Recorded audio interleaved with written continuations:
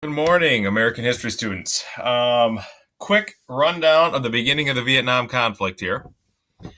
And yes, I did get a haircut, what's left of it.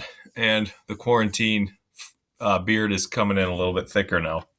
We're going to start talking about Vietnam. And so I'm under Cold War section on Schoology if you want to follow along. And I want to look at the beginning of this origins of the Vietnam conflict. So if you click on that or just follow along, and I'll blow my screen up here once it loads. We want to talk about how Vietnam and the Vietnamese had been fighting and were prepared to fight because they had been fighting the French for independence long before the U.S. ever got involved in the region. So once this document loads for me, there's a couple maps I really want you to take a peek at too that are going to be significant and kind of a reiteration of some of the things we talked about in terms of terms to be aware of to explain U.S. involvement in Vietnam.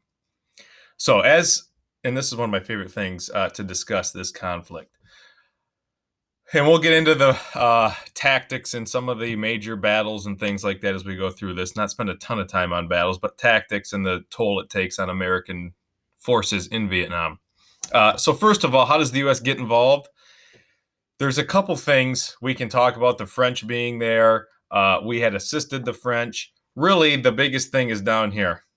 Okay, there is a push for independence, and it's led by a communist named Ho Chi Minh, which will become an important name for a number of reasons as we go through this. But if you remember back, containment, domino theory, the U.S. is fearful of Vietnam becoming a communist nation, and that really explains why we're involved in Vietnam. Now, if I scroll down, there's a map here of the Middle East and Asia. Important thing to note, if you remember from past lectures, China, communist country. Not labeled, but this yellow nation here on this peninsula, that's North and South Korea. North Korea is also a communist country. Now, if you scroll down a little bit, you'll see right blue here on the coast is Vietnam. Also shares a border with China, which presents another issue with the whole Vietnam conflict, right? You don't want China involved in these conflicts. But very important to kind of understand where these places are located. 38th parallel will divide North and South Korea.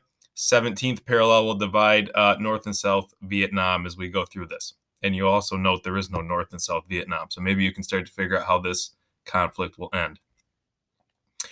And so really the biggest thing, and I kind of said this already, it's the Truman Doctrine. We're going to support groups around the world fighting communism. It's containment. We've learned because of the Chinese Civil War, just sending money, isn't enough. We need to send troops, right? And so because of Truman Doctrine, containment, the domino theory, one nation falls, others will follow. That's why we're concerned with Vietnam.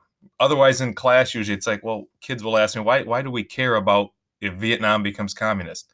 You have to remember containment, containment, containment. We don't want it spreading outside of Russia and Eastern Europe, right? We've gone to Korea, we've helped in China, sometimes successful, sometimes not. But that's why we get involved in Vietnam, okay?